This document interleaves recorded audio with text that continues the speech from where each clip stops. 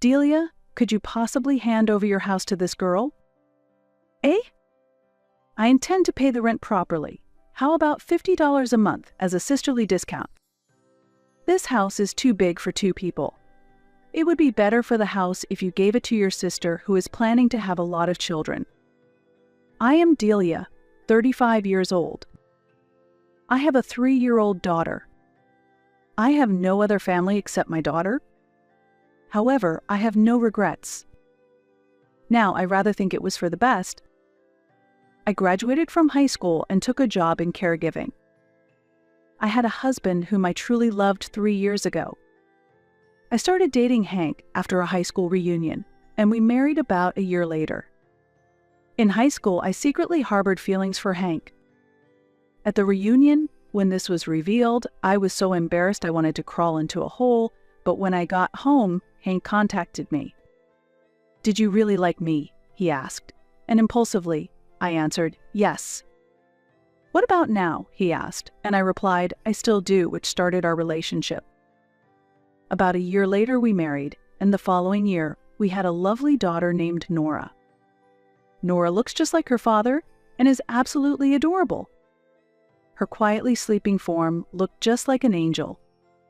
While continuing my job, I worked together with my husband to raise our child. Chasing after work and childcare, just as our daughter was about to turn 1, my husband suddenly disappeared. When I came home that day, the room was pitch dark and I could hear my daughter crying in the back. In the living room, there was a divorce paper signed by my husband and a lawyer's business card on the table. There had been absolutely no signs of my husband planning to leave.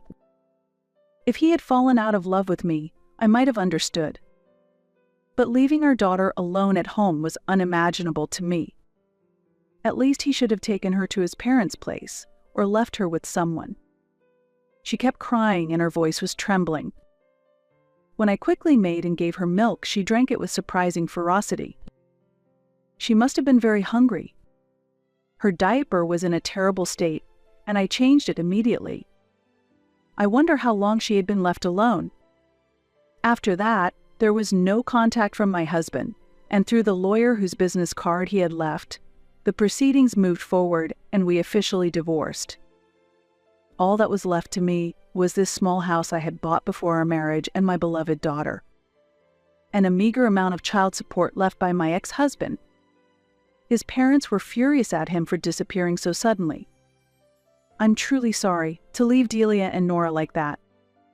He didn't even contact us. I have no idea what he was thinking. I'll never forgive him.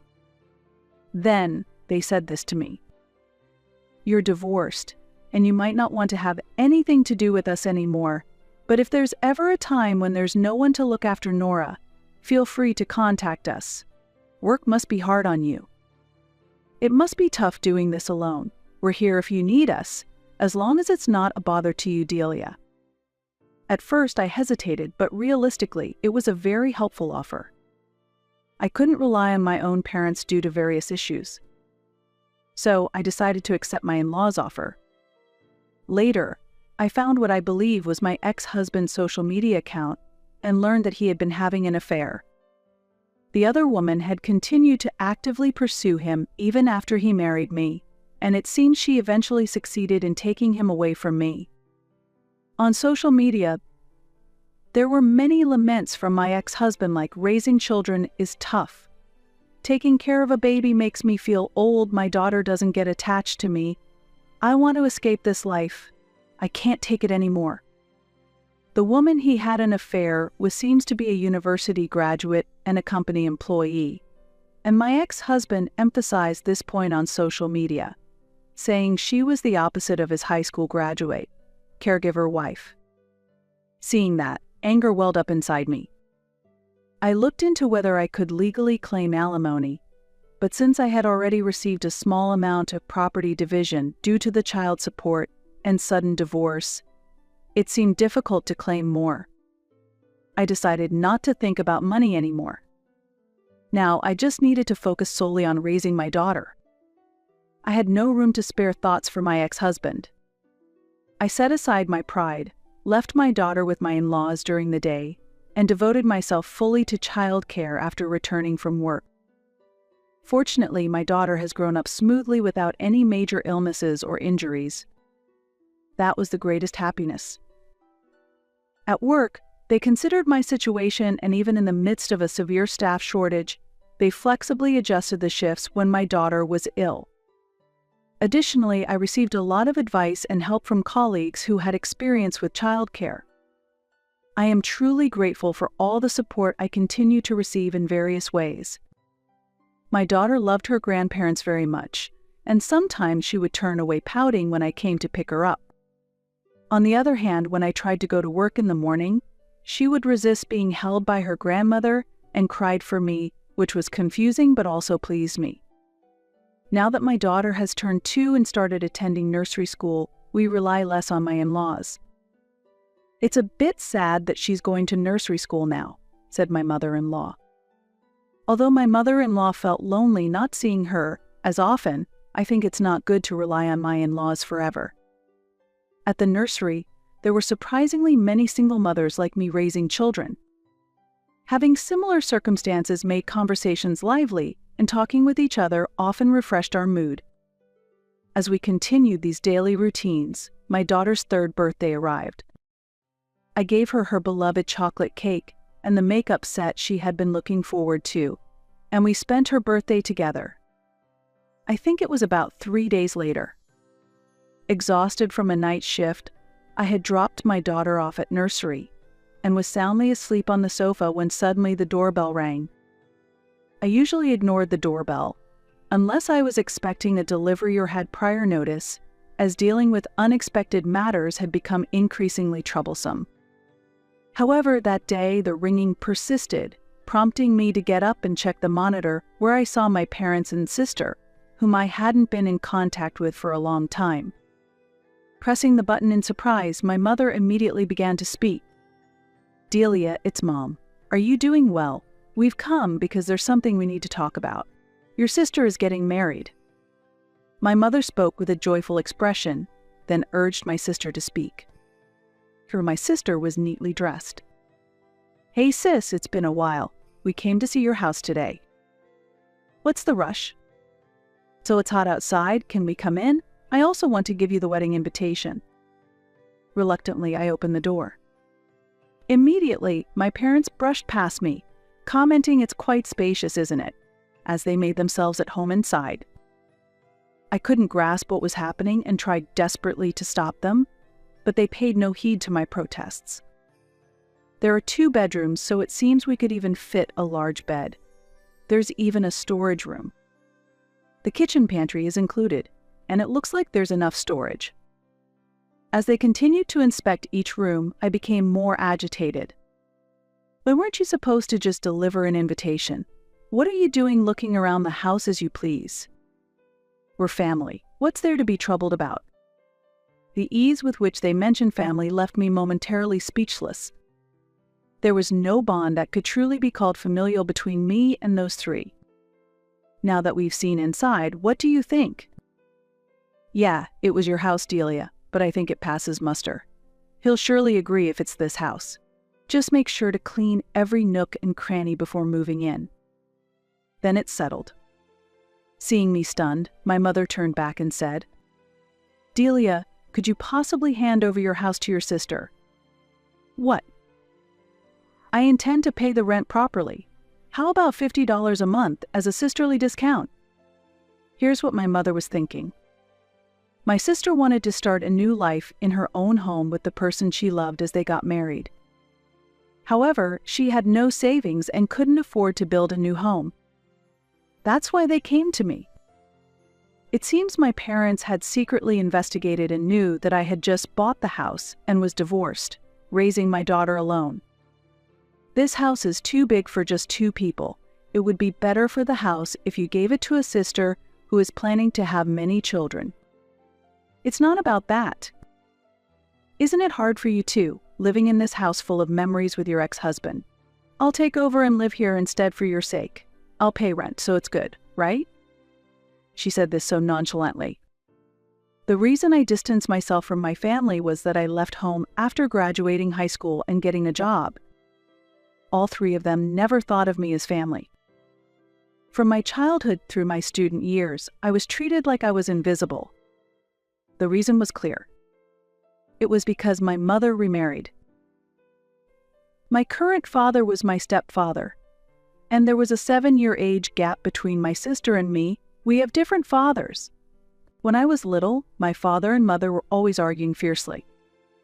I wanted them to get along, and I tried to mediate their fights, but one night, in a rage, my father threw my mother and me out of the house. My mother took me with her to her parents' house, and we lived there for about 2 to 3 years. As soon as my parents' divorce was finalized, my mother said, "I want to introduce you to David, a man who has been helpful to me at work." That man is now my father. The wedding ceremony was conducted with just the two of them. No relatives were invited, and I didn't even attend the ceremony. On that day, I was studying at home. When my mother registered the marriage, she was already pregnant. Soon after, my sister was born. However, even before my sister's birth, I was treated as if I didn't exist in the house. Initially, my stepfather made an effort to engage in conversation, but gradually he lost interest in me. Even when I spoke to him, his responses were cold, and he would not even look at my face. My mother's behavior was terrible too. After she started living with my stepfather, she never met my eyes. Even when I was in the living room, they acted as if I wasn't there, talking only with each other. When they took a bath, they would close the hot water even though I hadn't bathed it. Initially, I thought they just wanted to enjoy their newlywed life, but that was not the case. Once my sister was born, both my father and mother prioritized her above everything else. I thought it was inevitable while my sister was a baby, but the situation remained the same as she grew up. One day, looking in the mirror, I realized something. My face closely resembled my father's. The resemblance had probably been strong since I was young. I think my mother felt annoyed by me after remarrying, as I reminded her of her ex-husband. It was the moment I realized why I was treated as non-existent in our home. My sister seemed to have a faint awareness of our situation. Perhaps that's why, when we were young, she used to share the snacks she received with me, giving me half. From the brand new set of pencils given only to my sister, she gave me one and often expressed sympathy for me, saying, "I feel sorry for you, sister," and took care of me in various ways. I was comforted by such kindness from my sister. I resolved to always cherish her. However, as she entered middle school, our relationship began to change. Whenever our parents bought her something new, she would immediately boast about it to me. "I got this too. They only buy stuff for me, not for you, huh? Do you want this? I already got one before, so I can give it to you." The way she looked down on me, as if a wealthy person pitying a poor one, was evident in her expressions and words. Initially, I thought it was my own jealousy shaping her words, but as it happened repeatedly, I realized that wasn't the case. She was mocking me, feeling superior. The moment I realized that, the only support I had in my family was gone. No matter how much I wanted to avoid her, she would come to my room on her own, using our parents' love as a shield to brag. My parents continued to ignore me. When we joined club activities in school, I was often left without a meal, or the food just sat on the table all cold. At least it was in the fridge. Enduring such situations every day nearly broke my spirit.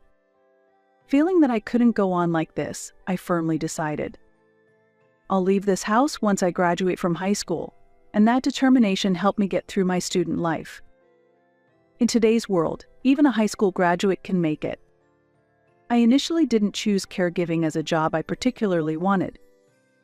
However, as I worked, I began to find fulfillment in it. Being less fortunate with family, the job was challenging but became a source of emotional support, and my colleagues, both seniors and juniors, were all kind and dependable.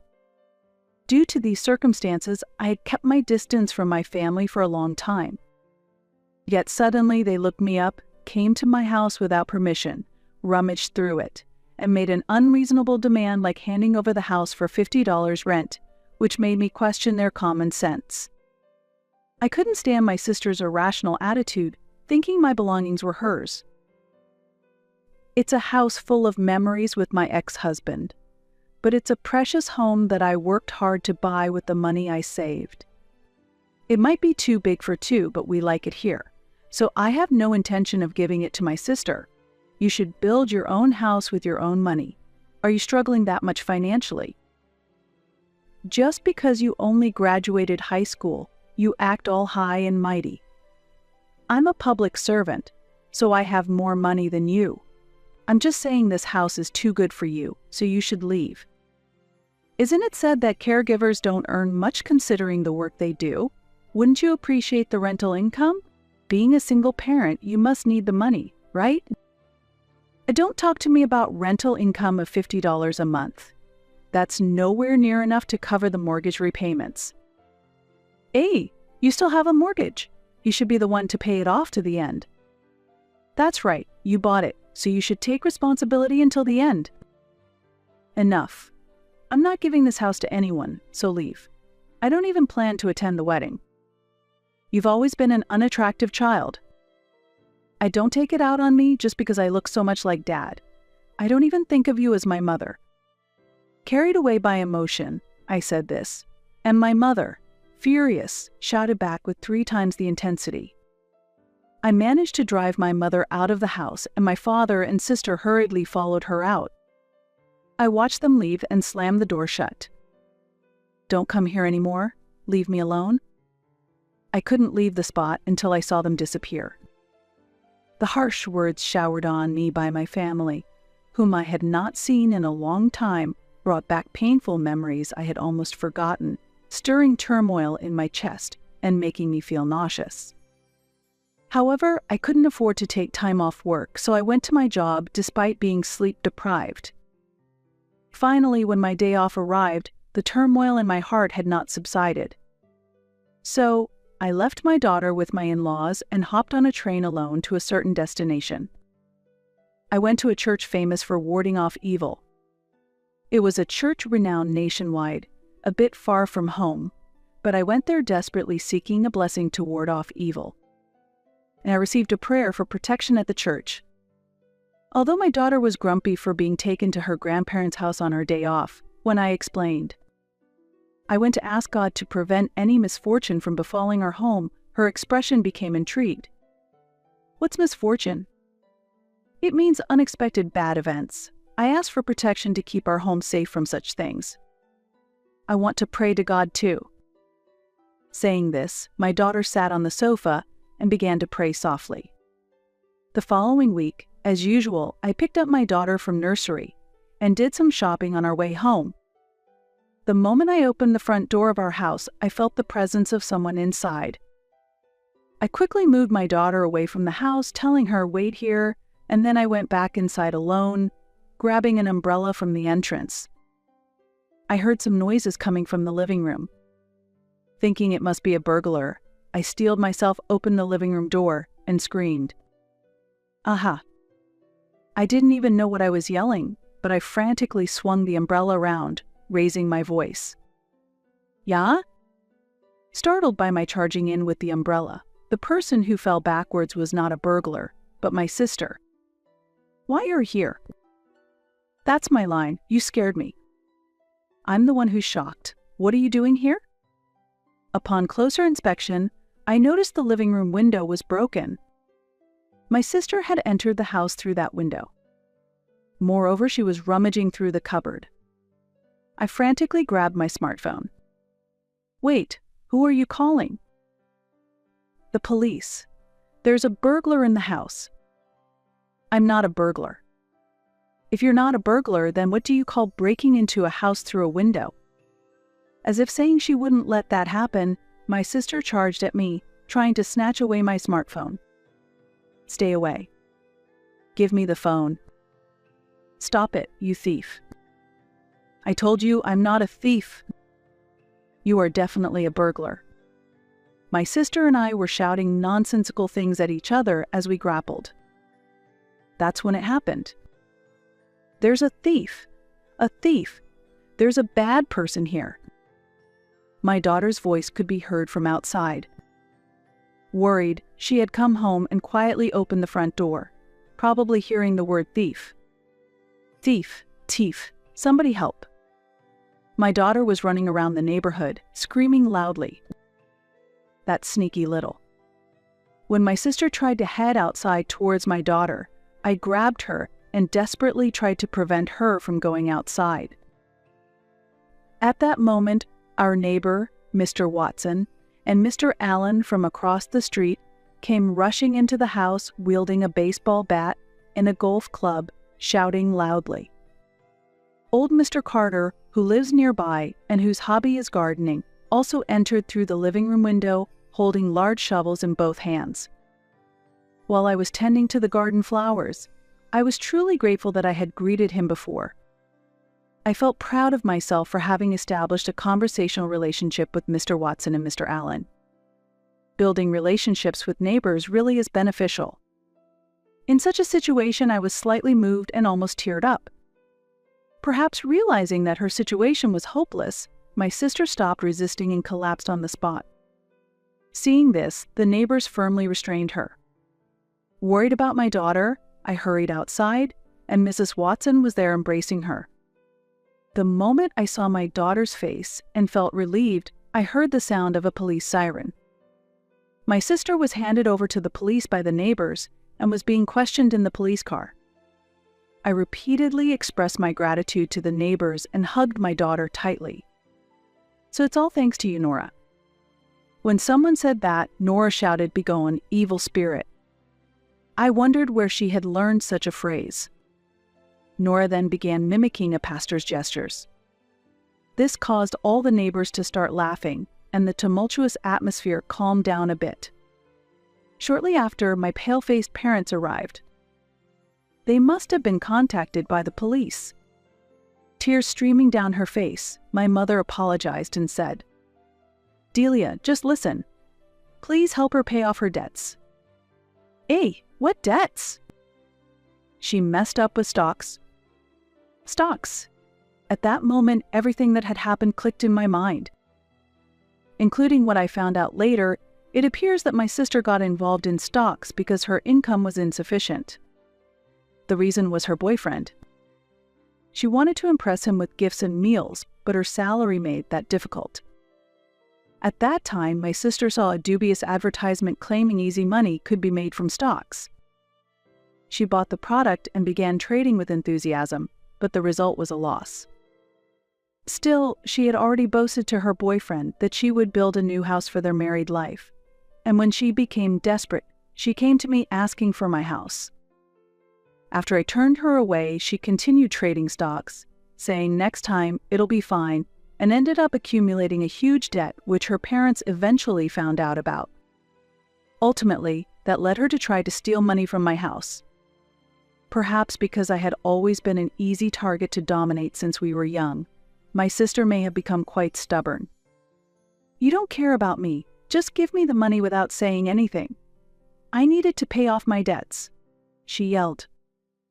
Breaking into a house and stealing money just because we're family is still a crime. And whatever the circumstances, I have no money to give you. "How dare you say that? I don't want to hear it from someone whose husband left her. I will be loved by my husband and have a happy family surrounded by children. You commit a crime and still say such things? What? Both of you stop it now. Delia, don't be so harsh. She's your sister after all. Give her a little help." "This person is not my sister. I'll let you, Mom and Dad, help her if you want. To me, she's nothing, she's not family." "Don't come near me, you thief. Begone, evil spirit."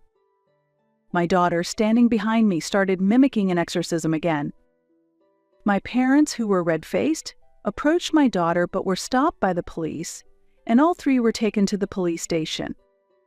I hadn't been concerned about what happened to my sister after that, but my mother came to my house a while after and said, "Please help Delia.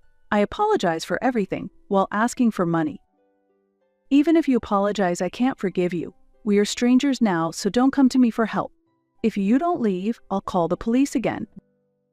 With that, I turned my mother away. According to my mother, my sister's boyfriend found out about the burglary and her stock-related debts and ran off. The rumors even spread to her workplace, and she was forced to resign. Since then, the three of them have disappeared. Curious and wanting to avoid being seen, I passed by my parents' house and saw it was up for sale. According to the neighborhood gossip, they may have fled in the night. I wonder if it was the blessing from the church, known for warding off evil, or was it the effect of my daughter's exorcism? The disappearance of the three of them so suddenly did feel a bit eerie, but perhaps it was fate, given the already frail ties of our family. Afterwards, my daughter became completely engrossed in playing a pastor, often mimicking exorcisms even at nursery school. Next time there's a chance, I would like to capture that in a photo,